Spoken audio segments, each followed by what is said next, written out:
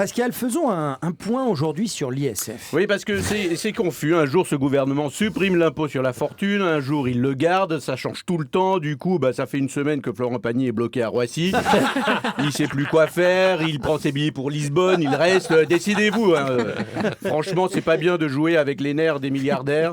Parce que derrière ce gros portefeuille du CAC 40, il y a un humain. Merde. Alors, Macron, il était hier à Amiens, à l'usine Whirlpool, qui, vous le savez, fabrique des lave-linges. Il n'a pas dit un mot sur ça, mais il faut le souligner, ça s'est bien passé. D'abord, il a fait attention, il n'est pas venu avec Brigitte Macron. Non, la maire de Nice est la marque vedette, c'est pas Whirlpool. Alors, ils ont été sensibles à cette petite attention. Whirlpool, c'est une usine à Amiens qui a vu défiler tous les candidats à la présidentielle, notamment Marine Le Pen, qui, maintenant qu'elle a perdu, n'est plus revenue à l'usine Whirlpool. Elle préfère sans doute aller chez Bosch. Oui, bravo. Merci. Bravo. Petit jeu de mots, il y en aura d'autres. Alors après sa visite à Whirlpool, Macron a déclaré qu'il fallait faire revenir les riches en France. C'est ce qu'on appelle la théorie du ruissellement. Plus ils sont riches et plus ça peut ruisseler sur nous.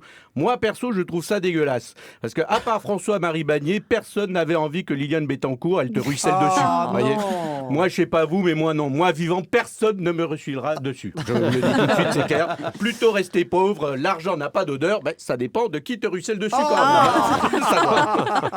même. Merci de me donner l'occasion de reprendre là-dessus. Alors, sur la réforme de l'ISF, le gouvernement voudrait maintenant taxer les signes de richesse ostentatoire. Et oui, en effet, ils étudient une façon de taxer les signes extérieurs de richesse ostentatoire, comme un yacht, une voiture de luxe ou encore un paquet de cigarettes. Oui, parce que avec le paquet à 10 €, t'es plus très loin du signe ostentatoire de richesse. Maintenant, chez CTLM, il y a plusieurs choix pour un crédit. Petit A, vous allez faire des travaux chez vous. Petit B, vous allez partir en vacances. Petit C, vous voulez financer l'achat d'une voiture. Petit D, vous avez envisagé d'acheter un paquet de cigarettes. Voilà. Avant, pour arrêter de fumer, il mettait une image horrible. Et maintenant, il y a encore pire, il y a le prix. Et oui, comme dirait Macron, la cigarette, c'est comme la pauvreté. Le mieux, c'est de ne pas commencer. D'ailleurs, les buralistes ont manifesté aujourd'hui contre le paquet à 10 €. Ils ont bloqué les principaux axes à Paris. Et oui, normal, la cigarette, ça fait ça, ça bouche les artères. Voilà, je ne suis pas fier de ce jeu de mots, mais je l'aurais fait avant Ruquier. Voilà, il est bien emmerdé pour samedi. J'arrive pas à imiter son... Le président Trump était à Porto Rico pour soutenir les victimes de l'ouragan Maria. Oui, un ouragan qui a quand même fait 16 morts. Alors Trump, il a toujours les mots pour redonner le moral aux gens. Là, il leur a dit véridique. Ce qui vous est arrivé, c'est presque un miracle parce que Katrina, ça, c'était une vraie catastrophe. Sympa. À qui on a envie de dire Obama, ça, c'était un vrai président.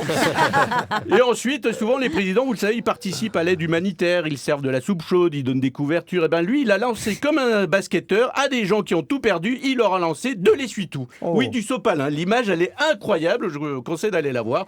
Cela dit, c'est efficace, le sopalin. L'autre jour, j'ai fait tomber un verre d'eau et le sopalin a tout épongé nickel. Bon, après une tempête, il faut beaucoup de sopalin pour les inondations, mais c'est le geste qui compte.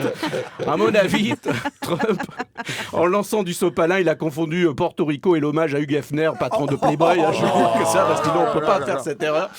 Mais c'est pas tout, et c'est un festival depuis quelques jours. À propos de ce qui s'est passé à Las Vegas, il a dit, c'est son analyse, je cite, c'est juste un malade, un fou.